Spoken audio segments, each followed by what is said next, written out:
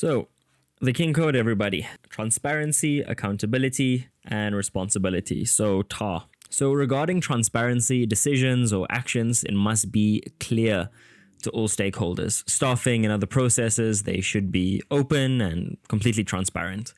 Employees, shareholders, directors, they should be aware of the employment policies of the business. Auditing and other reports, they must be accurate. They must be available to shareholders and employees. Regular audits should be done to determine the effectiveness of the business. So I hope this is making sense. Transparency, something that is see-through.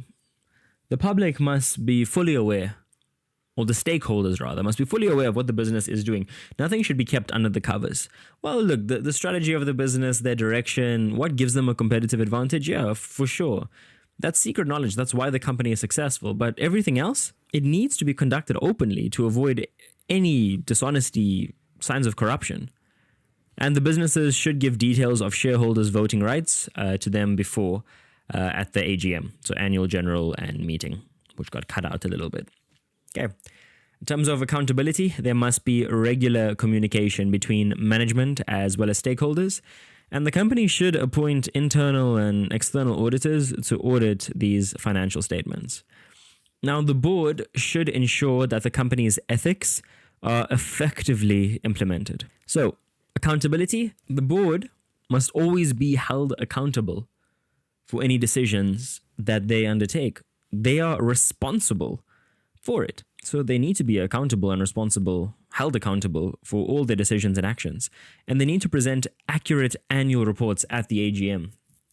Clear lines need to be drawn here. So how do we hold ourselves accountable? Through regular communication, through appointing internal and external auditors. So internal, we pay them. And we also pay external auditors, but internal, they work for us in the company to check whether everything is gelling. And external auditors, this is coming from outside. They don't work for us. And, if they can give us a really good opinion, like an unqualified opinion, that's great. There's no issues. And we build public confidence like that. In terms of responsibility, the business or the board should develop and implement programs that should be aimed at protecting communities in which they operate. So being responsible here, but in terms of sustainability. And the business board should develop remedial programs to protect the environment. For example, reduce air and water pollution as well. So being environmentally and socially responsible as well.